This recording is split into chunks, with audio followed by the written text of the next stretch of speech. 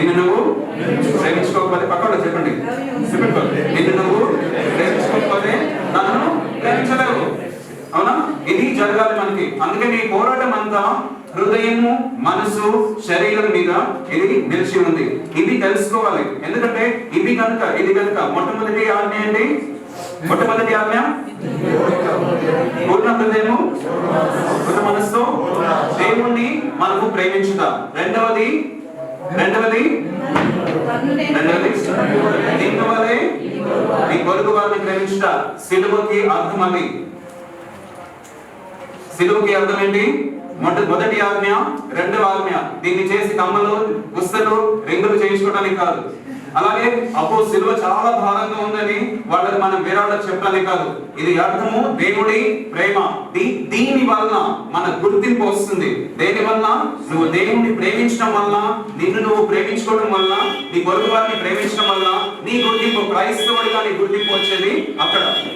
ఇది మనం తెలుసుకోవాలి. ప్రతి ఒక్కరు మనం తెలుసుకోవాల్సింది. నేను చెప్పాను ఆయన గురించి మొక్కలే ఉంటాయి, ఇవన్నీ జరుగుతుంది. అయితే సిలువకి అర్థం ఏంటి? మీరు మాట్లాడలేదు, నేను మాట్లాడు. సిలువకి అర్థం ఏంటి? దేవుడు యేసుక్రీస్తు మనుషులకి, అంటే మన అందరికి, తను నమ్మిన వారందరికీ ఇచ్చిన 2 ఆజ్ఞలకి అది గుర్తింపు. ఇది మన గుర్తింపు అయి ఉండాలి. సరేనా? దీన్ని ధరించడం కాదు, దీన్ని అన్వయించుకోవాలి. ఏం చేయాలి? దీన్ని అన్వయించుకోవాలి వ్యక్తిగతంగా. ఇది మారకపోతే, ఇది కనుక మనము చేయకపోయినా, ఇది కనుక మన జీవితంలో మనము అన్వయించుకోకపోతే ఇంకా ఏది సాధ్యము కాదు మనకి. అందుకని దీంట్లో కనుక మనం మోసపోతే అన్నిట్లో మోసపోతాం. దీంట్లో కనుక మోసపోతే మనము అన్నిట్లో మోసపోతాం. దేవుడు ఏం చెప్తున్నాడు? తన ఆజ్ఞలు భారమైనవి కావు అని చెప్పాడు. ఎందుకు భారమైనవి కావు? ప్రేమించే వారికి అవి భారం ఎప్పుడు కాదు. అందుకే తను దేని గురించి చెప్పాడు? తను 2 ఆజ్ఞలు ఇస్తూ తను ఏం చెప్పాడు? పూర్తి మనిషి గురించి చెప్పాడు. అంటే సంపూర్ణ సమర్పణ ఉండాలి అని చెప్పాడు. అనా? ఇది నా మనసు, నా హృదయము, నా శరీరంతో ఆయనని ఏం చేయమని చెప్పాడు? ప్రేమించమని చెప్పాడు. అవునా? అందుకే వ్యక్తిగత బాధ్యత. అందాక అయ్యగారు చెప్పారు, ఎప్పుడు ధర్మశాస్త్రం ఎక్కడి నుంచి, దానికి చిహ్నం ఏంటి? సున్నతి అని చెప్పి. సున్నతి అందరి పక్షంలో ఒకటి తీసుకున్నారా? ఒక్కొక్కటి తీసుకున్నారు. అందుకే వ్యక్తిగత బాధ్యత అది. వ్యక్తిగత బాధ్యత ఏంటి? నీ సమర్పణ నీదే అని. నేను నీ కోసం ప్రార్థన చేయగలుగుతాను, కానీ నీ పక్షాన నేను ఆరాధించలేను. నేను నీ కోసము ప్రార్థన చేయగలుగుతాను, కానీ నీ పక్షాన నేను ఆరాధించలేను అనేది మనము ప్రతి ఒక్కరికి ఇక్కడ పరిచర్యలో ఉన్నాం కాబట్టి, మన జీవితాల్లో మనల్ని నమ్మి, దేవుడు ఏ జీవితాలైతే మనల్ని నమ్మి మనకు అప్పచెప్పాడో వాళ్ళకి మనము దేవుణ్ణి ప్రేమించేలాగా చేయటము చాలా ముఖ్యము. దేవుణ్ణి ప్రేమించేలాగా. ఎందుకు? దేవుణ్ణి ఎవరైతే ప్రేమిస్తారో ఆయన ఆజ్ఞలు వాళ్ళకి భారంగా ఉండవు. కాబట్టి వాళ్ళు ఏం చేస్తారు? వాళ్ళు దేవుణ్ణి ఫాలో అవటము, దేవుణ్ణి వాళ్ళు ప్రేమించటము, ఆయనతో ఉండాలని కోరుకోవటము, ఉద్దేశము, ఆయన సన్నిధి కోసము వాళ్ళు తంటాలాడేది, ఆ ఉత్సాహం ఏదైతే ఉంటుందో అది ఎప్పటికీ ఉంటుంది. ఎప్పటికీ ప్రేమిస్తున్నా ప్రతి ఒక్కరికి. అవునా? ప్రేమిస్తుంటే ఇక్కడ నుంచి హైదరాబాద్ కానీ, ఇక్కడ నుంచి విశాఖపట్నం కానీ వెళ్ళడం, విశాఖపట్నం ఎక్కడుంది అని చెప్తే, ఇప్పుడు ఇక్కడ ఉన్న వాళ్ళకి విశాఖపట్నం ఎక్కడుంది, నువ్వు ప్రేమించే వ్యక్తి అక్కడ అనుకుంటే వెనకలే. అవునా? ఇష్టం లేకపోతే తక్కువైనా దూరం అనిపిస్తుంది. మనం ఆలోచిస్తాం. అయితే ఇది ముఖ్యము అని అనుకున్నప్పుడు సైతాను కూడా ఏం చేస్తాడు? హృదయాన్ని, దాని తర్వాత మనసుని, శరీరాన్ని ఆక్రమించుకోవడానికి చూస్తాడు. అవునా? ఎందుకు? దేవుడు ఆజ్ఞ ఇచ్చాడు, నువ్వు ప్రేమించాలి అని చెప్పి తను ఆజ్ఞ ఇచ్చాడు. కాబట్టి మొత్తం ఈ వాడి పోరాటం అంతా దేని మీద కేంద్రీకరించి ఉంటుంది? వాడు హృదయము, మనసు, శరీరం మీద. ఇది మన మనసులో ఉంచుకున్నాం. నేను ఇప్పుడు మనం సత్యం గురించి ఈ సెషన్ లో చూసుకుంటున్నాం కాబట్టి సత్యం గురించి కొన్ని విషయాలు మాట్లాడుకుందాం. అవునా? సత్యం ఎవరు? సత్యము అందరికీ, ప్రతి మతానికి, వేరే విశ్వాసంలో ఉన్న వాళ్ళ అందరికీ ఒక కాన్సెప్ట్ అది. అవునా? ఒక కాన్సెప్ట్ అది. కానీ మనకు మాత్రం ఆయన వ్యక్తి. మనకు మాత్రం ఎవరు? సత్యము ఒక వ్యక్తి అనేది మనం అర్థం చేసుకోవాలి. చాలా మందికి ఇదిగో మార్గము అంటే రోడ్డు చూపిస్తారు, ఇదిగో మార్గం అంటే ఒక ఆలోచన చూపిస్తారు. మనకు వ్యక్తి ఆయన మార్గము, మనకి వ్యక్తి. దాని తర్వాత జీవం అంటే ఎవరిని చూపిస్తారు? జీవం అంటే కాన్సెప్ట్స్ చెప్తారు వాళ్ళు, అవునా? అర్థాలు చెప్పడానికి చూస్తారు. మనకు ఆయన ఎవరు? వ్యక్తి. ఇది మనం తెలుసుకోవాలి. అందుకే నేనే మార్గము, సత్యము, జీవము, నేనే అని చెప్పాడు, అవునా? నేనే అని చెప్పినప్పుడు మన దృష్టి అంతా, మన ఫోకస్ అంతా ఎవరి మీద ఉండాలి? వ్యక్తి అయిన యేసుక్రీస్తు ప్రభు మీద మనకు ఉండాలి. ఆమేన్. నేను చెప్తున్నాను, ఎప్పుడైనా అబద్ధం అని చెప్పినప్పుడు చెప్తున్నది అబద్ధం అని చెప్పచ్చు, అవునా? ఫ్రీడమ్ ఉంది అందరికి. అయితే చెప్తున్నా, అయితే మనం ఈ సత్యం గురించి నేర్చుకున్నాము. ఏ కాన్సెప్ట్ అయినా, ఏ ఆలోచన అయినా, ఏ జీవిత విధానమైనా యేసుక్రీస్తు ఒక జీవితానికి, ఆయన వ్యక్తి అనే దానికి ఏదైతే సవాలు చేస్తుందో అది అసత్యం అని చెప్పి మనం అర్థం చేసుకోవడంలో ఏమాత్రము సందేహించకూడదు మనం. ఆమేన్. అంటే పర్ఫెక్ట్ థియాలజీ అంటే ఏంటి? Jesus Christ is perfect theology. A theology అయినా, ఏ సిద్ధాంతం అయినా ఆయన జీవించిన విధానానికి వ్యతిరేకంగా కనుక ఉంది అనుకుంటే అది అబద్ధం అని ఖచ్చితంగా చెప్పచ్చు. ఆమేన్. ఎందుకంటే ఆయన వ్యక్తిత్వాన్ని సవాలు చేసే ప్రతి ఒక్క సిద్ధాంతం కానీ, లేకపోతే జీవన శైలి కానీ అది అబద్ధం అని మనం తెలుసుకోవాలి. అందరం ప్రతి ఒక్కరు తెలుసుకోవాలి. ఆమేన్.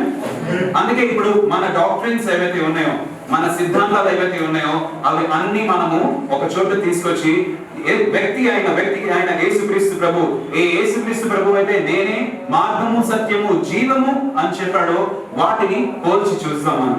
అప్పుడు మనము ఫాలో అవుతుంది, అవునా? మనం ఫాలో అవుతుంది, మనకు నిజమా కాదా అని తెలుస్తుంది. యేసుక్రీస్తుకి ఎంతమంది కడాలున్నారు? ఎంతమంది భార్యలు ఉండబోతున్నారు? ఒకే సంఘము, అవునా కదా? సంఘము, అవునా కదా? సంఘము ఎన్ని సంఘాలు? ఒకే సంఘము, అవునా? మరి ఎన్ని డివిజన్స్ అందుకో? నువ్వు పెంటెకోస్ట్ ఉంది, నువ్వు బాప్టిస్ట్ తో మాట్లాడదు. నువ్వు హెబ్రోన్కి వెళ్తున్నావు, నువ్వు వీటితో మాట్లాడకూడదు. నువ్వు అక్కడికి వెళ్తున్నావు, వీటితో మాట్లాడకూడదు. ఎందుకంటే డివిజన్స్ వచ్చాయి?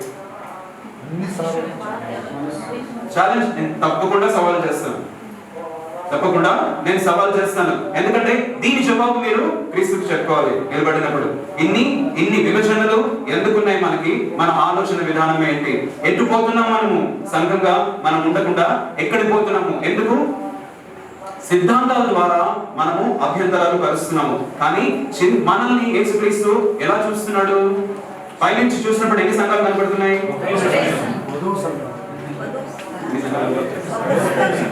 ఆలోచిస్తాం, సరేనా? అయితే ఇక్కడ చూద్దాం మనం. అయితే మనం కొన్ని నిజాలు, కొన్ని అపోహలు ఏవైతే ఉన్నాయో మనము వాటిని చూసాం. ఎందుకు వాక్యంలో మనము బలపడాలి అను? వాక్యము బైబిల్లో ఏ విషయాలు అబద్ధాలు ఉన్నాయి? ఎన్ని విషయాలు అబద్ధాలు ఉన్నాయి? ఎన్ని అబద్ధాలు ఉన్నాయి బైబిల్లో? ఎన్ని అబద్ధాలు ఉన్నాయి? ఉన్నాయన్నా? లేదు. అయితే చూసాం. మొట్టమొదట ఆదికాండం నుంచి మనం కొన్ని విషయాలు చూసాం. ఆదికాండం నుంచి మనం కొన్ని విషయాలు చూసాం. ఆదికాండం ఆదాము అవ్వ వాళ్ళిద్దరిని దేవుడు జతపరిచి వాళ్ళని ఒక మాట అన్నాడు. అయితే మనకు సమయం లేదు కాబట్టి నేను కొంచెం త్వరగా వెళ్తాను. అవ్వ పండు తిన్నప్పుడు ఏమైంది?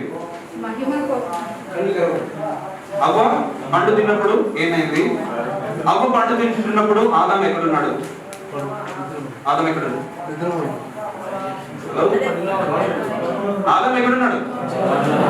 తోటలోనే ఉన్నాడు. భయపడకండి, చెప్పండి ప్లీజ్. తోటలో ఎక్కడ? తోటలో. ఇది తోట. ఇక్కడున్నాడా? ఎక్కడున్నాడు? తోట మధ్యలో ఉన్నాడు. అవ్వ తింటున్నప్పుడు ఎందుకు ఏం చేస్తున్నాడు? అవ్వ పండు తింటున్నప్పుడు ఆదాము ఏం చేస్తున్నాడు? చెప్పండి ప్లీజ్, సమయం లేదు. ఏం చేస్తున్నాడు? చూస్తున్నాడా? ఏం చేస్తున్నాడు? చూద్దాం ఒకసారి 3:6 ఆదికాండం 3:6 త్వరగా మనం చూస్తాం. ఎందుకంటే ఇది ఇంపార్టెంట్, చాలా ఇంపార్టెంట్ ఈ విషయాలు. నేను కొన్ని విషయాలు మిమ్మల్ని అడుగుతాను, అది ఇంపార్టెంట్ చాలా. చూద్దాం ఏం చేస్తున్నాడు, త్వరగా ఏం చేస్తున్నాడు చూద్దాం. స్త్రీ ఆ వృక్షము ఆహారములకు మంచిదియు కన్నులకు అందమైనది వివేకమిచ్చు రమ్యమైనది ఎన్నుట చూచినప్పుడు ఆమె దాని ఫలములో కొన్ని తీసుకొని తిని తనతో పాటు తన భర్తకును ఇచ్చెను. తనతో పాటు ఎక్కడున్నాడు ఆదాము? తోటలో ఉన్నాడని చెప్పారు. ఇక్కడ అక్కడ ఇక్కడ అక్కడ ఇక్కడ. ఎందుకు ఈ విషయం తెలుసుకోవడం మనకు అవసరం? నేను మన ముందుకు వెళ్ళినప్పుడు చెప్తాను. ఈ విషయాలు తెలుసుకోవడం అవసరము. అవ్వ పండు తిన్నప్పుడు ఏమైంది? అవ్వ పండు తిన్నప్పుడు ఏమైంది? కళ్ళు తెరపడ్డాయా? తెరపడలేదు. చదువుతాం అక్కడ ఏమైందో అక్కడ. ఎప్పుడు? ఆదాము తిన్నప్పుడు. అప్పుడు అవ్వ తిన్నప్పుడు ఏమీ కాలేదు. అవ్వ తిన్నప్పుడు ఏమీ కాలేదు. ఆదాము ఆమె తిన్న తర్వాత ఆదాముకి ఇచ్చినప్పుడు ఆదాము ఎప్పుడైతే అది తిన్నాడో అప్పుడేమైనాయి? అప్పుడు వాళ్ళ ఇద్దరి కళ్ళు తెరవబడ్డాయి అని బైబిల్లో ఉంది. ఇది తెలుసుకోవడం అవసరమా? చాలా అవసరము. అందుకే దేవుడు వచ్చి ఎవరిని ప్రశ్నించాడు? ఆదాముని ప్రశ్నించాడు. అవునా? మొట్టమొదటి ఆదాము అని చెప్పి అని ఉంది ఆదాము పేరు. మరి ఆఖరి ఆదాము అని ఎవరి పేరుంది? ఎవరి పేరుంది ఆఖరి ఆదాము? రెండవ ఆదాము కాదు, 2 అంటే 3 4 కూడా ఉంటాయి. ఆఖరి ఆదాము, మొదటి ఆదాము ఆఖరి ఆదాము ఎవరు? యేసుక్రీస్తు ప్రభువు. అవునా? ఇదే అక్కడ జరిగినప్పుడు తను అక్కడ వివాహం గురించి మాట్లాడినప్పుడు తల్లిదండ్రులని విడిచి నువ్వు నీ భార్యతో హత్తుకొని వాళ్ళిద్దరూ ఏక శరీరం అవ్వాలని అక్కడ దేవుడు వాక్యం ఉంది. యేసుక్రీస్తు ఏం చేశారు?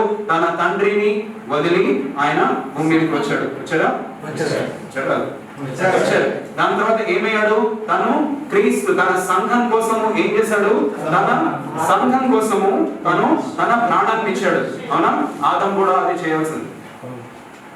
ఆదాము కూడా అదే చేయాల్సింది. నేను ఒక బ్రాహ్మణ కుటుంబం నుంచి వస్తున్నాను. అయితే ఎందుకు ఈ విషయాలు చెప్తున్నానంటే నాకు ఒక థాట్ ఉండేది. యేసుక్రీస్తు ప్రభు ఎందుకు పెళ్లి చేసుకోలేదు?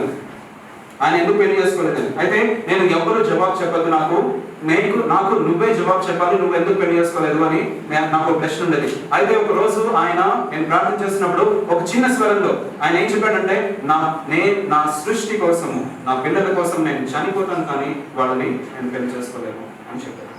ఈ విషయం శారీరకంగా. అవునా? మనం అవాంతర శాఖల గురించి మాట్లాడుతున్నాం కాబట్టి మనం ముందు తెలుసుకున్నాం ఏం జరిగిందని. అవునా? అవి అవాంతర శాఖలు అంటే ఏంటి, అది ఎలా స్టార్ట్ అయినాయి అనేది మనం తెలుసుకోవడానికి ఆదికాండం చాలా ఉపయోగపడుతుంది మనకి. అయితే ఇక్కడ ఏముంది? అక్కడ ఆదాము తిన్న తర్వాత ఆయన కళ్ళు తెరవబడ్డాయి. ఇది మనం తెలుసుకోవాల్సింది. అందుకే నేను చెప్తున్నాను, ప్రతి ఒక్కరు సంఘ కాపురులుగా మనము ఉన్నప్పుడు మనము జాగ్రత్తగా ఉండాలి. సంఘంలో ఎవరో పాపం చేస్తున్నారు కదా అని చెప్పేసి మనము వాళ్ళని విమోచించడానికి, వాళ్ళ పాపంలో భాగం అవ్వాల్సిన అవసరం లేదు. మనము బయట ఉండి వాళ్ళని బయటికి తీసుకురావడానికి మనం ప్రయత్నించాలి. ఎప్పుడు మనం వాళ్ళతో జతపడతామో అప్పుడు సంఘము భ్రమలో వెళ్ళిపోతుంది, మోసంలో వెళ్ళిపోతుంది. ఇది జరగకూడదు. అధికారంలో ఉన్న ఆదాముకి ఎప్పుడైతే ఆయన తిన్నాడో అప్పుడు ఇద్దరి కళ్ళు ఓపెన్ అయినాయి. అవునా? ఇద్దరు కళ్ళు తెరవబడ్డాయి అని ఉంది. ఓకేనా? అయితే ఇంకో ప్రశ్న అడుగుతాం మిమ్మల్ని. ఏలియా ఆరోహణం అయినప్పుడు ఎలా ఆరోహణం అయ్యాడు? చెప్పండి. అగ్నిరథంలో ఆరోహమయ్యాడు. ఎక్కడి నుంచి అయ్యాడు? సుడిగాలిలో. అగ్నిరథాల్లో కాదు. ఎంతమంది ఇప్పటి వరకు అగ్నిరథాలని చెప్పారు? ఎవరెవరు చెప్పారు అగ్నిరథాలని? ఎక్కడ ఉంది అగ్నిరథాలని? బైబిల్లో ఉందా? అగ్నిరథాలను బైబిల్ ఉందా లేదా? ఉందా లేదా చెప్పండి. అవునా? లేదు. ఆ సందర్భంలో అసలు ఏలియా అగ్నిరథంలో ఆరోహణము కాలేదు. 2 రాజులు 11 ఆయన ఎలా ఆరోహణమయ్యాడు? సుడిగాలిలో. మరి అగ్నిరథాలు అనేది ఎక్కడి నుంచి వచ్చింది ఆ కాన్సెప్ట్? దాని మీద ప్రసంగాలు చేశారు చాలా మంది. నేను దయచేసి ఎవరిని నేను పాయింట్అవుట్ చేయట్లేదు, అందరం తప్పు చేసిన వాళ్ళని. సరేనా? అందరం చాలా తప్పు చేసిన వాడు. ఇక్కడ నేను స్టేజ్ మీద నిలబడ్డాను కాబట్టి గొప్ప కాదు. అయితే ఇక్కడ ఎందుకు ఆ ఆలోచనలు ఎందుకు వచ్చినాయి? మనము వినటము, మనము అక్కడ ఏ ఆచారాలు అయితే ఉన్నాయో వాటి మీద మనం ఫోకస్ చేసాము. మన దృష్టి ఏముంది? మా పాస్టర్ గారు చెప్పారు, వాళ్ళ పాస్టర్ గారికి వాళ్ళు చెప్పారు, ఆయన పాస్టర్ గారికి ఆయన చెప్పారు, అగ్నిరథాల ద్వారా ఆయన ఆరోహణమయ్యాడు అని చెప్పేసి మనము ఆ సత్యాన్ని, ఒక అబద్ధాన్ని సత్యంగా నమ్ముతూ వస్తూ ఆ అబద్ధాన్ని మనము చాటుతూ ఉన్నాం. అవును కదా? రైట్. ఎందుకు ఇది ఎందుకు జరుగుతుంది? మనము సమయాన్ని తీసుకోలేదు.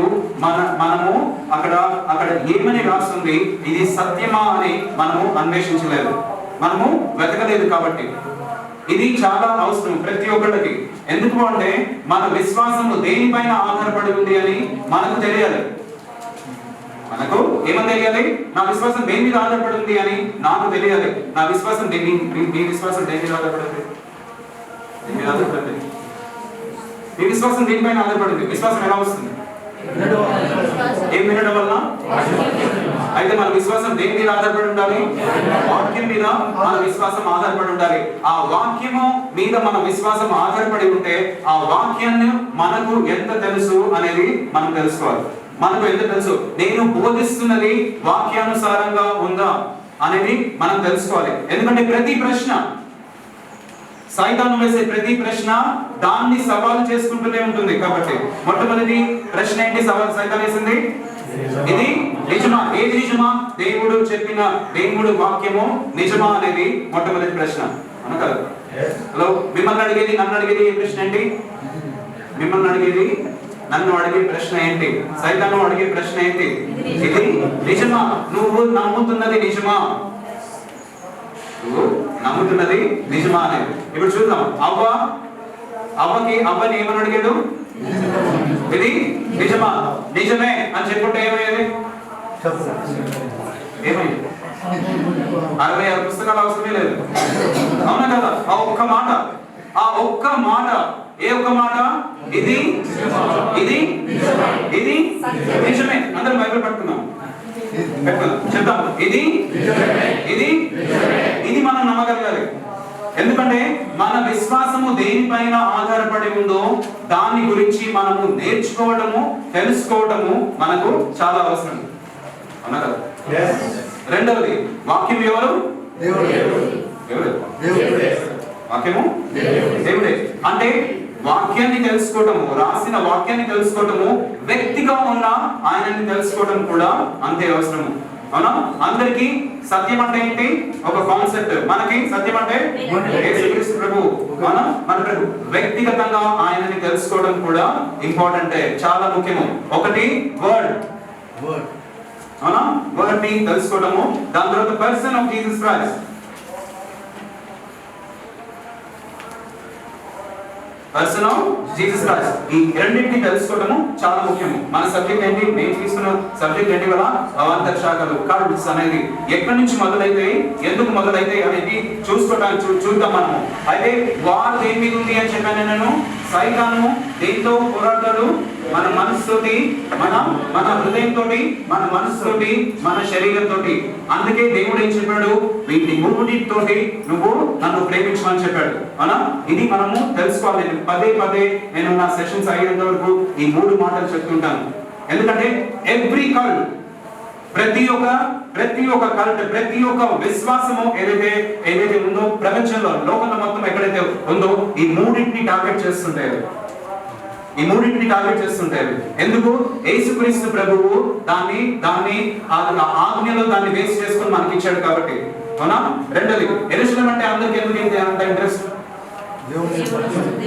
దేవుని పట్నం సింహాసనం. ఇప్పుడు మీ ఇంటికి వచ్చి ఎవరైనా నాకు ఇచ్చేసి, నాకు ఇల్లు ఇచ్చేసి, నాకు పేపర్స్ ఇచ్చేసి, నాకు నన్ను ఇచ్చేసి అంటే మీరు ఊరుకుంటారా? అవునా? యెరూషలేము అంటే ఎంత ఇంట్రెస్ట్ ఎందుకు? మిగతా దేశాలకు అందరికీ ఎందుకు అంత ఇంట్రెస్ట్? వాళ్ళ దేశంలో వాళ్ళు ఏమని చేసుకుంటారు? ఇండియా నాది అంటాడు, పాకిస్తాన్ నాది అంటాడు, వాళ్ళిద్దరు కొట్లాడుకుంటారు, రాజీ పడతారు, బార్డర్ వేసుకుంటారు, సరిపోతుంది. అలా యెరూషలేము ఎందుకు జరగట్లేదు? ఎందుకంటే అంత ఈ లోకాధిపతి అని ఎవరైతే సైతాను అని మనము అంటున్నామో వాడికి ఇంట్రెస్ట్ యెరూషలేము మీద ఉంది. ఎందుకు ఉంది? దేవుడి సింహాసనం అక్కడ ఉంది కాబట్టి. దేవుడి సింహాసనం అక్కడ ఉంది కాబట్టి దాని మీద అందరి కళ్ళు దాని మీదే, ప్రతి ఒక్క దేశం దాని మీదే. ఆఖరి పోరాటం అక్కడ ఎందుకు జరగాలి, ఇక్కడ ఎందుకు జరగదు, హైదరాబాద్ ఎందుకు జరగదు, ఎందుకు జరగదు? దేవుడి సింహాసనము అక్కడ ఉంది. యేసుక్రీస్తు ప్రభువు అక్కడికి రాబోతున్నాడు కాబట్టి అందరికీ ఇంట్రెస్ట్ అక్కడ ఉంది.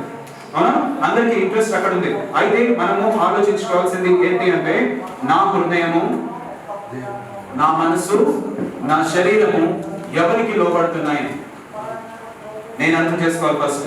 దాని తర్వాత నా బోధ అంతా ఏదైతే ఉందో, నా జీవితాన్ని నాకు కొన్ని జీవితాన్ని నమ్మి తన స్వరక్తం ఇచ్చి సంపాదించుకున్న జీవితాన్ని నమ్మి యేసుక్రీస్తు ప్రభువు నా కోసము వాళ్ళు నా చేతుల్లో పెడుతున్నప్పుడు నేను వాళ్లకు బోధించేది బోధ దేని మీద ఆధారపడి ఉంది అనేది నేను వ్యక్తిగతంగా తెలుసుకోవాలి.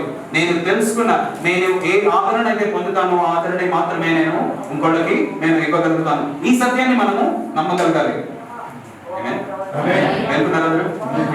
అవునా?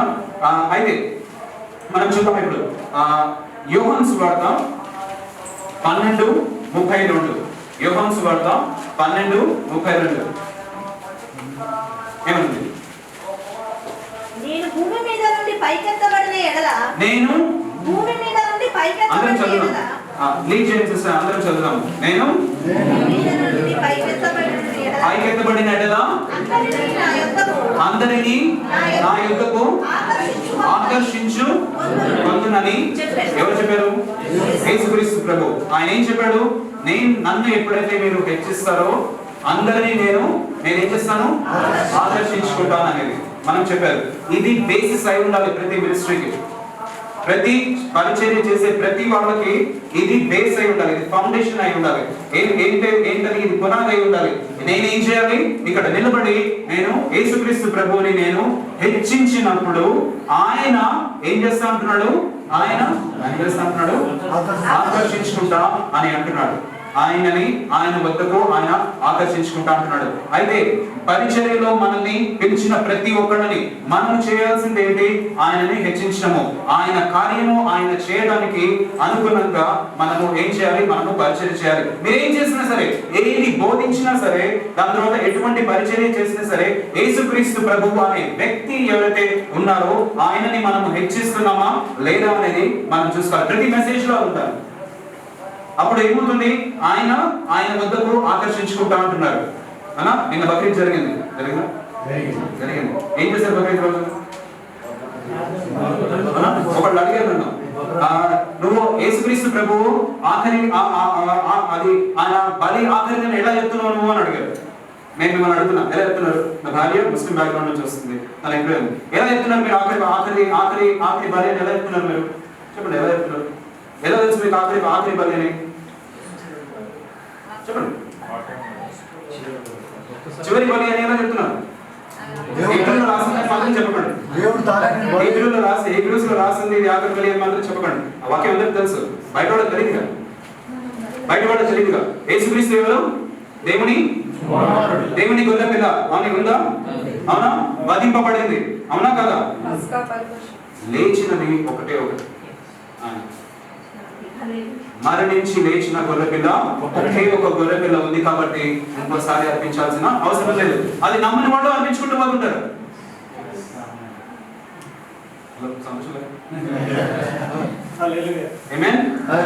మరణించి తిరిగి లేచినది దేవుడి గొర్రెపిల్ల మాత్రమే. అందుకే అక్కడతో అది ఎండ్ అయిపోయింది.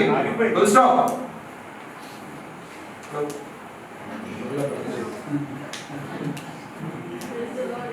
Praise the Lord, amen.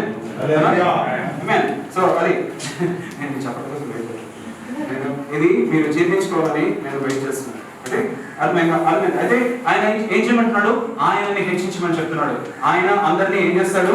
ఆయన అందరినీ ఆకర్షిస్తాడు. అవునా? ఇది మనం చేయగలగాలి. రెండవది యోహాను సువార్త 16:8 ఒక మాట ఉంది. యోహాను సువార్త 16:8 ఒక మాట ఉంది. ఇది రెండవది. ఇది కనుక మనము ఫౌండేషన్ గా కనుక ఉంటే చాలా మందిని ఏ అవాంతర శాఖ వాళ్ళు మన దగ్గరికి వచ్చినా వాళ్ళని ఈజీగా వాళ్ళని ఎదుర్కోగలుగుతాము. మన సంఘ సభ్యులు ఎదుర్కోగలుగుతారు. ఆయన వచ్చి ఎవరు? ఆయన పాపమును గుర్చియు నీతిని గూర్చి తీర్పుని గూర్చి ఈ లోకమును ఒప్పుకొన చేయను. ఇక్కడ చూసాము మనము ఏం జరుగుతుంది ఇక్కడ. అక్కడ యోహాను సువార్తలో ఇద్దరు వ్యక్తుల గురించి మాట్లాడుతున్నాడు. ఒకడు యేసుక్రీస్తు ప్రభు, ఇంకొకడు హోలీ స్పిరిట్, పరిశుద్ధాత్మ దేవుడు. ఈ ఇద్దరు వ్యక్తుల గురించి అక్కడ మాట్లాడుతున్నారు. ఎవరు మాట్లాడుతున్నారు? ఆయనే మాట్లాడుతున్నారు. యేసుక్రీస్తు ప్రభువే.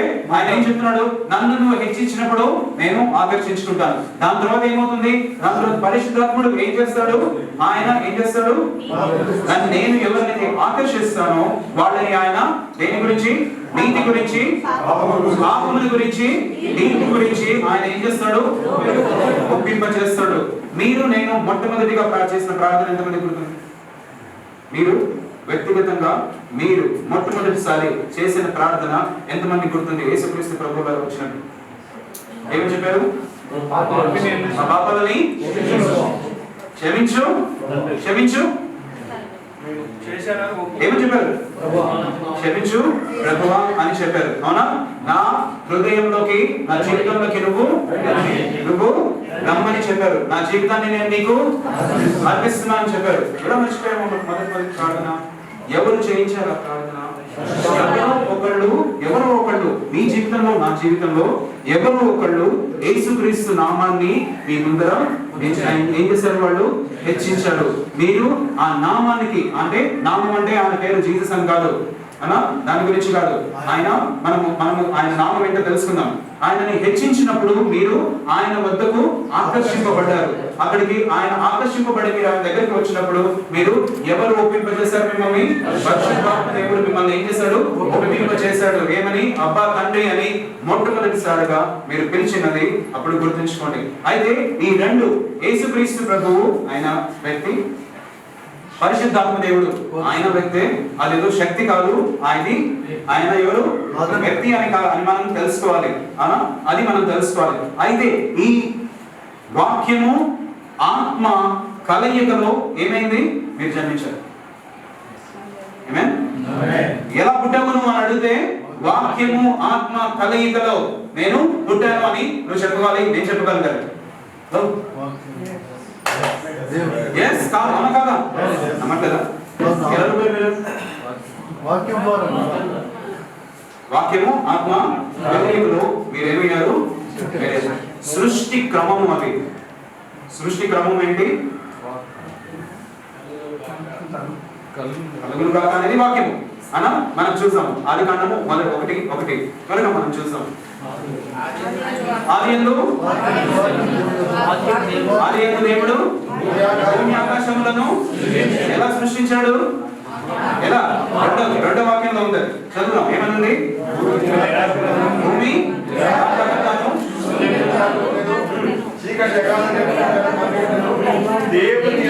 దేవుని ఆత్మ జలముల పైన అల్లాడుచుండెను. ఏమైనా జరిగిందా? అప్పుడు ఏమైనా జరిగిందా? ఏమీ జరగలేదు. ఎప్పుడు జరిగింది? దేవుడి వాక్యము ఆత్మ కలయికలో ఏం జరిగింది? సృష్టి అక్కడ జరిగింది. ఇది రెండు. అందుకే యేసుక్రీస్తు ప్రభువు అక్కడ ఏం చెప్పాడు? దేవుని ఆత్మ ఆ పైన ఉన్నది. అది కరెక్ట్, దేవుడి ఆత్మ. అయితే చాలా మంది కొంతమందికి డౌట్స్ ఉన్నాయి. కొన్ని డౌట్స్ నేను క్లియర్ చేస్తాను. యేసుక్రీస్తు ప్రభు ఎవరి ద్వారా జన్మించాడు ఈ లోకంలో? ఎవరి ద్వారా? ఇందాక ఐదారు చాలా క్లియర్ గా ఎక్స్ప్లెయిన్ చేశారు. 23+1 అవునా? ఎవరి ద్వారా జన్మించారు? ఆయన పరిశుద్ధాత్మ ద్వారా జన్మించారు. అవునా కదా? అవునా? అలా జన్మించిన వ్యక్తి కొన్ని రోజులు అయిన తర్వాత, కొన్ని సంవత్సరాలు గడిచిన తర్వాత ఒకసారి వచ్చి ఆయన మందిరంలోకి వచ్చి ఒక మాట చెప్తాడు. దేవుడి ఆత్మ నా మీద ఉన్నది అని చెప్తాడు. బాప్తిజం తీసుకుని తను బయటికి వచ్చి ప్రార్థన చేసిన తర్వాత ఏమైంది? పరలోకము తెరవబడి దేవుడి ఆత్మ ఆయన మీదకు దిగి అవడం వల్లే ఏమైంది? లేదు, చాలా ముఖ్యమైన విషయం ఒకటి అక్కడ ఉంది. దేవుడి ఆత్మ ఆయన మీదికి దిగి వచ్చి ఆయన మీద నిలిచెను అని ఉంది. Life and remained on him అని ఉంది బైబిల్లో. ఆయన దేవుడి ఆత్మ ఎప్పుడు దేవుడి వాక్యం మీద మాత్రమే నిలవగలదు. ఇక్కడ చూద్దాం, ఈ రెండు ఇది ఫౌండేషన్, అవునా? ఇది ఫౌండేషన్, ఇది సత్యం మనం తెలుసుకుంటున్నప్పుడు మనము దాని మీద మనం ఉండాలి. అదే నేను ఒకసారి సౌదీ అరేబియాలో వెళ్ళినప్పుడు నా ఫ్రెండ్ నేను తరచుగా వెళ్తుంటాను అక్కడికి ఇజ్రాయెల్కి, ఈజిప్ట్కి నేను వెళ్తుంటాను. అయితే సౌదీ అరేబియాలో ఒక విషయం జరిగింది, నేను చెప్తాను ఆ విషయం. ఏం జరిగిందంటే నా ఫ్రెండ్ వచ్చాడు, ఆయన వీసా మీద నేను వెళ్ళాను అక్కడికి, బిజినెస్ వీసా. ఆయన స్పాన్సర్ నాకు. ఆయన వచ్చి ఒకసారి ఏం చెప్పాడు నాకు అంటే, పౌల్ నేను రేపు నీకు మీటింగ్ అరేంజ్ చేస్తాను, మా ఇద్దరు మత పెద్దలతో నువ్వు మాట్లాడాలి రేపు. అయినా ఎందుకు అని చెప్పారు, నువ్వు హైందవుడిగా ఉండి నువ్వు క్రిస్టియన్ అయినావు, నువ్వు ముస్లిం ఎందుకు కాలేవు, నువ్వు వాళ్ళతో రేపు మాట్లాడాలి, వాళ్ళంతా నేను ఒప్పిస్తే ముస్లిం అవ్వాలి అని చెప్పారు. ఇది జరిగింది. అయితే నేను అలాంటి డిబేట్స్ లో నేను వెళ్ళను మొహమ్మద్ అని చెప్పాను. అయితే నేను అరేంజ్ చేశాను, ఇది రేపు జరుగుతుంది అని చెప్పాడు. అంటే చాలా షార్ప్ గా కఠినంగా చెప్పాడు ఆ విషయం. అయితే నేను నా వైఫ్ కాల్ చేసి ప్రేయర్ చేస్తుండ్రు, రేపు మీటింగ్ ఉంది అని చెప్పాను. నేను మొహమ్మద్కి చెప్పాను, వాళ్ళు కనుక మార్చకపోతే అప్పుడు సంగతి ఏంటి అంటే అప్పుడు చూద్దామని చెప్పారు. అయితే ఇద్దరు వాళ్ళ మత పెద్దలు ఇద్దరు మీటింగ్ కోసం వచ్చారు. వాళ్ళు నాకు విషయం చెప్పారు. నాకు ఒక విషయం గుర్తుకుంది, నేను దాన్ని మీకు చెప్పాను, ఎందుకు ఇది ఇంపార్టెంట్ అన్నది. అదే వాళ్ళు నన్ను అడిగారు, నువ్వు హైందవుడిగా నువ్వు ఉన్నప్పుడు నువ్వు క్రిస్టియన్ గా మారావు, ముస్లిం గా ఎందుకు మారలేదు అని చెప్పారు. అయితే నేను ఒక నేపథ్యం నుంచి వస్తున్నాను, ఒక బ్యాక్గ్రౌండ్ నుంచి వస్తున్నాను. ఏ బ్యాక్గ్రౌండ్ నుంచి? వేద మంత్రాల నుంచి నేను పుట్టి పెరిగిన ఫ్యామిలీ మాది. రెండవది, బ్రాహ్మణుడు అని పుట్టడం డిసైడ్ అయ్యానా? కాదు, దేవుడు సృష్టించాడు కాబట్టి నేను అక్కడ చూశాను. మన అపొస్తలుల కార్యములు 17:26 ఒకసారి చదువుతాం. అపొస్తలుల కార్యములు 16:26, 17:26.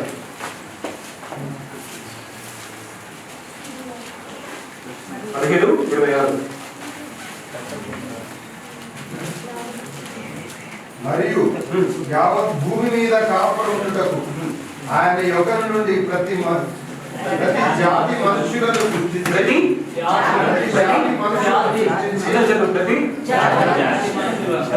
జాతి మనుషుడిని ఆయన ఏం చేశాడు?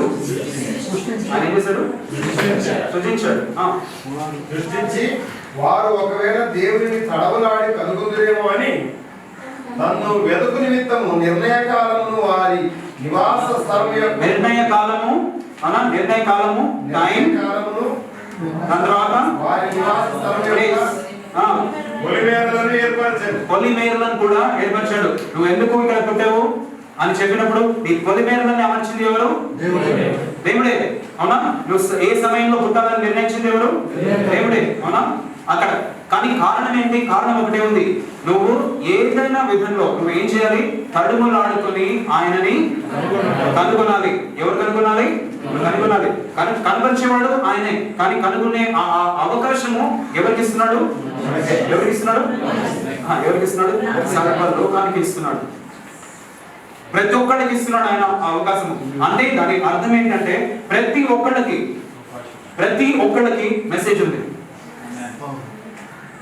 ప్రతి ఒక్కరికి మెసేజ్ ఉంది. అంటే నువ్వు ఏ పొలిమేరలో అయితే ఉన్నావో, ఏ సమయంలో అయితే నువ్వు ఉన్నావో, నీ సమయంలో నీ పొలిమేరలలో నీ కన్ను దృష్టిలో ఎవరైతే ఉన్నారో వాళ్ళకి ప్రతి ఒక్కళ్ళకి నీ దగ్గర మెసేజ్ ఉంది. నీ దగ్గర మెసేజ్ ఉంది. నేను వీళ్ళకి ఏమని బోధించాలని ఎప్పుడు బాధపడకూడదు. ఖచ్చితంగా వాళ్ళకి మెసేజ్ ఉంది. ఎందుకంటే ఆయనే చెప్పాడు కాబట్టి. నిన్ను అక్కడ ఆయన స్థిరపరిచాడు కాబట్టి, అక్కడ ఉంచాడు కాబట్టి, నీ పొలిమేరలని ఆయన ఏం చేశాడు? అమర్చాడు కాబట్టి. ఇది మనం తెలుసుకోవాలి. అదే అక్కడ జరిగిన దాంట్లో నేనేం చెప్పానంటే, నేను ఈ బ్యాక్గ్రౌండ్ నుంచి వస్తున్నాను. నేను జంతువులు దేవుళ్ళని నమ్మాను, అవునా? చెట్లను దేవుళ్ళని నమ్మాను, అన్ని విషయాలని నేను నమ్మాను, నేను నమ్మాను, దేవుళ్ళని నమ్మాను. దాని తర్వాత నేను రాజకీయాల్లో జాయిన్ అవ్వాలని చెప్పి నేను దుబాయ్కి వచ్చినప్పుడు, అక్కడ నేను ఒక రోడ్డు మీద నడుస్తున్నప్పుడు ఒక ట్రక్ వచ్చి నా పక్కన ఆగి, ఆయన నన్ను సంఘానికి వస్తావా అని చెప్పి నన్ను ఇన్వైట్ చేసి అక్కడికి మొట్టమొదటిసారి అక్కడ తీసుకెళ్ళినప్పుడు, నేను ఇలాంటి ఒక సెట్టింగ్ లో నేను ఎప్పుడైతే లోపలికి వచ్చానో అక్కడ మొట్టమొదటిసారి ప్రేమను చూశాను. ఎవరు నాతో మాట్లాడలేదు. వాళ్ళు ఆరాధిస్తున్నారు, వాళ్ళు అరే ఈ ప్లేస్ కోసమే కదా నేను నిన్నాడు వెయిట్ చేసింది అని చెప్పాను. వాళ్ళు క్షమాపణ గురించి ఎప్పుడైతే వాళ్ళు అక్కడ బోధించడం మొదలుపెట్టారు, దేవుడి ప్రేమ గురించి ఎప్పుడైతే వాళ్ళు చెప్పారో నా ముందుకు వచ్చేసి నేను ఈ నేపథ్యం నుంచి, ఈ బ్యాక్గ్రౌండ్ నుంచి నేను వస్తున్నాను, నేను నా హృదయం దేవుడికి ఇవ్వాలని అనుకుంటున్నాను అని చెప్పి నేను అక్కడ నా హృదయాన్ని తనకి ఇచ్చాను. అలా నేను ప్రభువులోకి వచ్చాను. రోడ్డు మీద నేను వెళ్తున్న వాడిని తను పిలుచుకున్నాడు. ఇది నేను చెప్పాను, ఇది నాకు జరిగింది. నువ్వు నాతో ఏదైనా మాట్లాడాలి అంటే ఆ పెద్దలు ఇద్దరికి చెప్పాను, మీరు నాతో ఏదైనా మాట్లాడాలి అంటే ఏదైనా మాట్లాడాలి అంటే నాకు నిజ జీవితంలో రూపాంతరం చెందే ఆ మెసేజ్ ఆ వర్తమానం ఏదైతే ఉందో నాతో మాట్లాడండి మీరు అని చెప్పారు. నేను నాకు ఇచ్చిన వాళ్ళు ఉన్న ఒక 45-50 నిమిషాల్లో నేను దాదాపు 10 సార్లు చెప్పాను వాళ్ళకి యేసుక్రీస్తు ప్రభువు ఎందుకు సిలువేయబడ్డాడు, దాని తర్వాత ఎందుకు ఆయన మార్గము సత్యము జీవం అని చెప్పి. వాళ్ళు ఏం చెప్పారు, టైం అయిపోయింది మనం మళ్ళీ కలుగుతామని చెప్పి ఇద్దరు చెప్పారు. చెప్పారు. నేను ఎందుకు చెప్తున్నాను, అక్కడ నీ విశ్వాసాన్ని సమర్థించుకునేలాగా నిన్ను నువ్వు సిద్ధపరచుకోవాలి. నీ విశ్వాసం ఎవరిది? మనది అనకండి, నాది. నా విశ్వాసాన్ని క్షమించాలి, నా విశ్వాసాన్ని నేను ఏం చేయాలి, సమర్థించుకోగలగాలి. సిద్ధపాటు ఎవరు పడాలి? నేను పడాలి. నేను నన్ను సిద్ధపరచుకోవాలి. నీ విశ్వాసము దేని మీద ఆధారపడింది? దేవుడి వాక్యం మీద. దాంట్లో మనం బలపడాలి. మన మీద ఆధారపడి మనల్ని నమ్మి వచ్చిన వాళ్ళని దాని మీద వాళ్ళ విశ్వాసము దేవుడి వాక్యం మీద మనము స్థిరపడేలాగా వాళ్ళని మనము సిద్ధపరచాలి. 2 సూత్రాలు మర్చిపోకూడదు. ఆయనని హెచ్చించాలి, పరిశుద్ధాత్మ దేవుడి సహవాసము ఎందుకు అవసరమా అనేది వాళ్ళకి తెలియజేయాలి. అప్పుడు బలమైన సంఘంగా మారుతుంది. అది ఎక్కడి నుంచి మొదలవ్వాలి? ఫ్యామిలీ నుంచి, ఒక కుటుంబం నుంచి అది మొదలవ్వాలి. బలమైన కుటుంబము, బలమైన సంఘము, బలమైన సమాజము. ఆమేన్. బలమైన కుటుంబము, బలమైన సంఘము, బలమైన సమాజము. ఇది క్రమము. ఇది చేయాలి. అందుకే నీ మీద నువ్వు ఎప్పుడైతే దేవుడి వాక్యం మీద ఆధారపడి నువ్వు సిద్ధపరచుకుంటావో అప్పుడు నువ్వు ఏం చేస్తున్నావు, నీ నుంచి అన్ని విషయాలని అన్నిటినీ నువ్వు బయటికి తీసుకొస్తున్నావు. అంటే బయటికి వెలుపలికి నువ్వేం చేస్తున్నావు, పుష్ చేస్తున్నావు. యేసుక్రీస్తు వచ్చి సమాజ మందిరంలో ఏం చేశాడు? ఆయన అన్ని క్లీన్ చేయడం మొదలుపెట్టాడు. నా మందిరాన్ని, నా తండ్రి ఇంటిని మీరు దొంగలా చేశారు. కాబట్టి నేనేం చేస్తున్నాను, నేను క్లీన్ చేస్తున్నాను. మన హృదయంలో, మన జీవితంలో ఆయన వచ్చిన తర్వాత ఆయన ఏం చేస్తుంటాడు, క్రమంగా నేను ఒకసారి నేను నడుస్తుండగా ఒక ప్రశ్న నాకు వచ్చింది. ఒక ప్రశ్న ఎవరు ఒక స్వరం విని నేను చెప్తాను. ఆ ప్రశ్న సత్యం అంటే ఏంటి అనే ప్రశ్న నాకు వినపడింది. సత్యము అంటే అంటే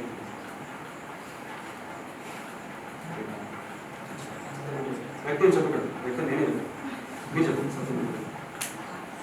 సత్యము ఎప్పుడు నీకు సత్యంగా ఎప్పుడు మారుతుందంటే నీలో ఉన్న అభ్యంతరము ఏదైతే ఉందో, అబద్ధము ఏదైతే ఉందో దాని స్థానంలో స్థిరపడినప్పుడు, అబద్ధము బయటికి వెళ్ళినప్పుడు సత్యము నీలో స్థిరపడినప్పుడు తెలుసుకోవాలి. అందుకే మనము సత్యాన్ని తెలుసుకోవడానికి మనం ముందుకెళ్ళాలి. అదే బ్యాంక్ ఎంప్లాయీ, ఇంకొక 5 minutes ఉంది నేను సెషన్కి.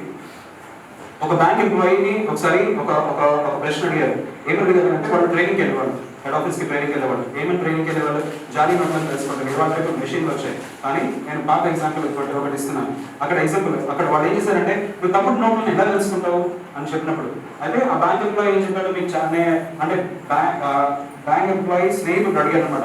వేరే వెళ్ళిన తర్వాత అన్ని జాలీ నోట్లు ఎన్ని రకాలుగా ప్రింట్ అవుతున్నాయి అన్ని మీకు చూపించారా వాళ్ళు అంటే, అరే ఏం లేదురా, 4 రోజులు ట్రైనింగ్ జరిగింది. మింట్లో ఏవైతే నోట్లు తయారవుతున్నాయో ఆ నోట్లని లెక్కపెట్టించి చంపారు మమ్మల్ని అని చెప్పాడు. ఏం చేశారు? 7 రోజులు ఏం చేశారంటే ఉట్టి నోట్లని, ప్రింట్ అయిన నోట్లను లెక్క పెట్టుకుంటూ కూర్చున్నామని చెప్పారు. అవునా? దాని తర్వాత తిరిగి వచ్చిన తర్వాత వాళ్లకు నిజంగా ట్రైనింగ్ ఎందుకు ఇవ్వబడిందో తెలిసింది.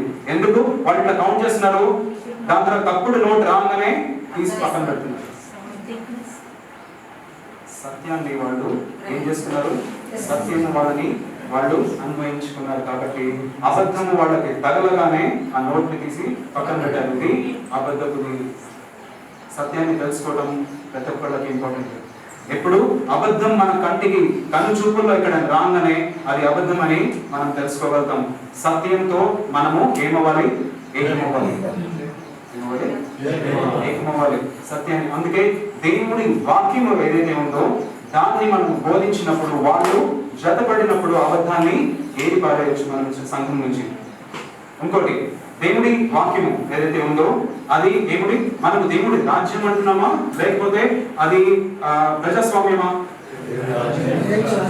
Is it democracy or the kingdom? Theocracy. Right? అక్కడ ఏమనుంది? అక్కడ ఏం చెల్లదు రాజ్యంలో? థియోక్రసీలో.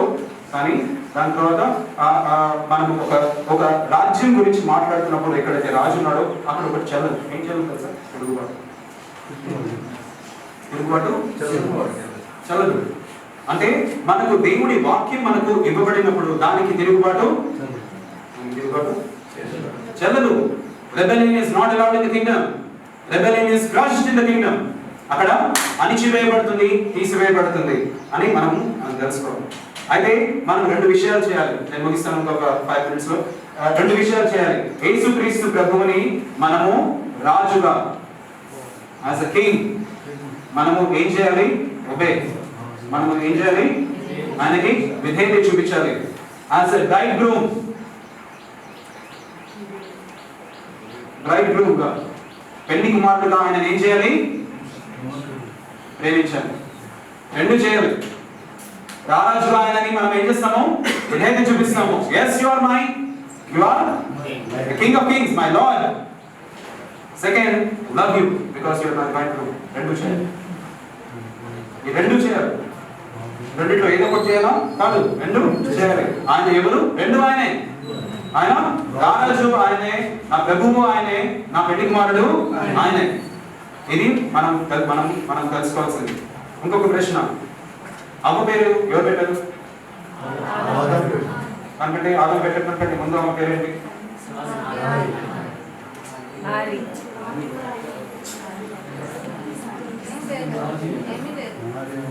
What is the name of Eve before Adam called her?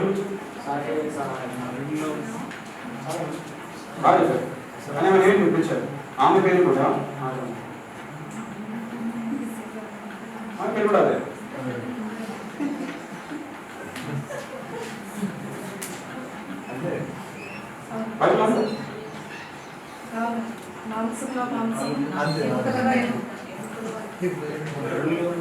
చూపిస్తాను, నెక్స్ట్ సెషన్ లో చూపిస్తాను. అదే. అయితే 1:28 మనం ముగిద్దాం ఫస్ట్ సెషన్. 1:28 దేవుడు వారిని ఆశీర్వదించెను. దేవుడు వారిని ఆశీర్వదించెను.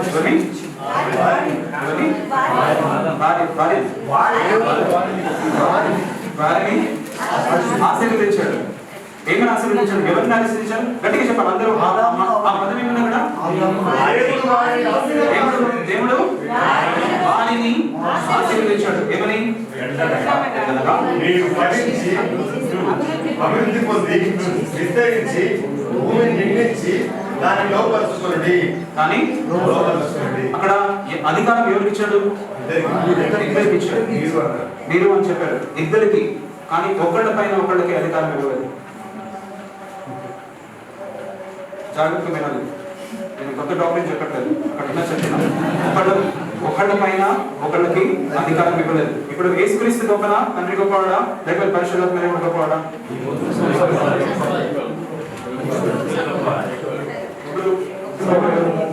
అనా క్రమం ఏంటి? అనా ముగ్గురు సమానమేనా? అవును. భార్య భర్త ఇద్దరు. క్రమం ఏంటి? భర్త భార్య ఇద్దరు.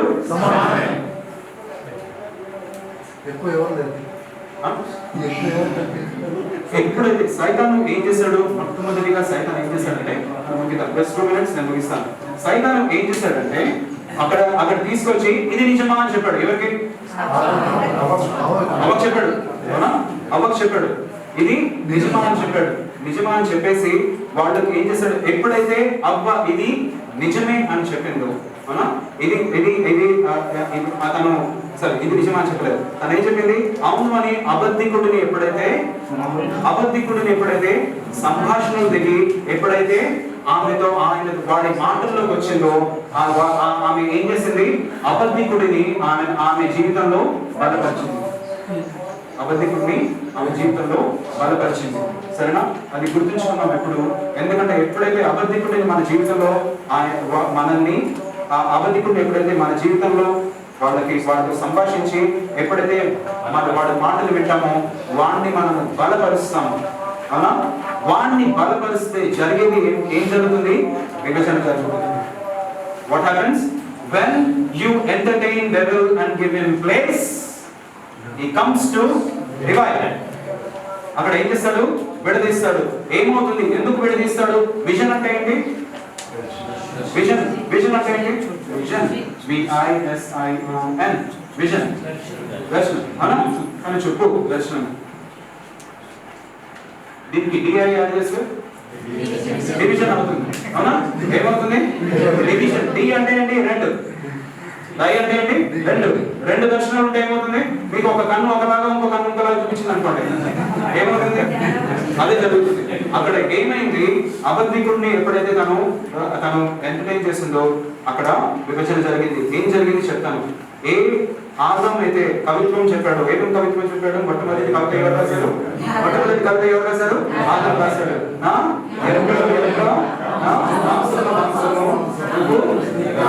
నారిని అని చెప్పిన వారు దేవుడు వచ్చి ఒక ప్రశ్న అడిగాడు, ఏం చేసావు నువ్వు అని చెప్పగానే ఇగో. సో అక్కడ ఏం జరుగుతుంది? దేవుడి వాక్యం నుంచి మనము ఎప్పుడైనా జరిగినప్పుడు మనం ఏం చేస్తాము? మనము ప్రేమించే వాళ్ళని తీర్పుకి అప్పచెప్తాము. మనము తీర్పుకి అప్పచెప్తాము. అది జరిగింది. మనము ఇక్కడితో ఈ సెషన్ మనం ముగిస్తాము. సమయం ఉంటే చాలా బాగుంటుంది. నేను కొన్ని విషయాలు చెప్పాను. అదే ఇక్కడ ఏం చేశాడు? ఆదాం ఏం చేశాడు? అక్కడ తను ప్రేమించిన వ్యక్తి ఏ కవిత్వం అయితే తను చెప్పాడో, అనా ఆ కవిత్వం చెప్పిన ఎవరి గురించి చెప్పాడో ఆ స్త్రీని తను ఏం చేశాడు? తీర్పుకి అప్పచెప్పాడు. ఇది జరుగుతుంది దేవుడి వాక్యం నుంచి మనము చిన్న ప్రార్థన చేసుకుంటాం. తండ్రి, ఈ వాక్యంలో స్థిరపడి ఈ నామాన్ని హెచ్చించి పరిశుద్ధాత్మతో తండ్రి సహవాసం చేసేలా తప్పకుండా ఆశీర్వదించి యేసుక్రీస్తు నామములో ప్రార్థన చేస్తాం.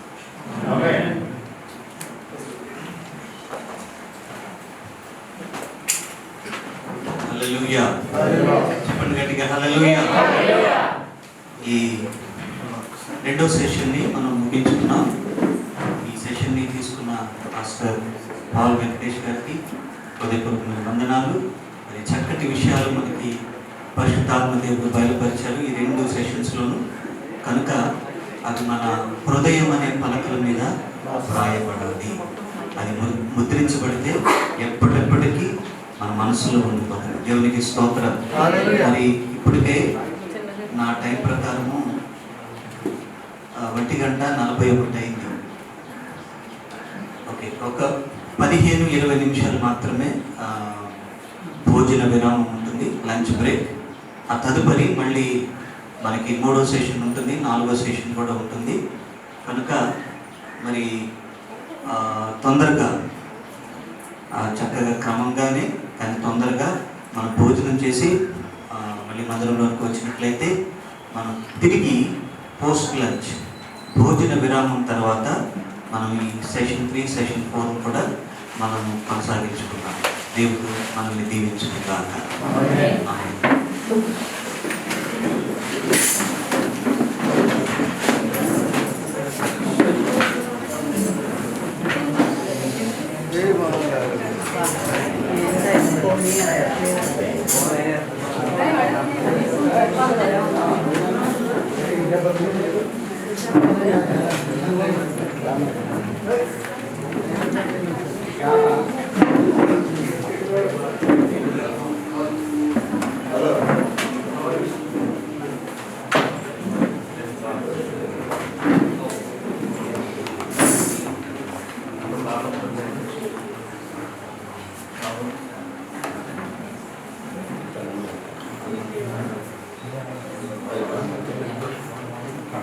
Ready?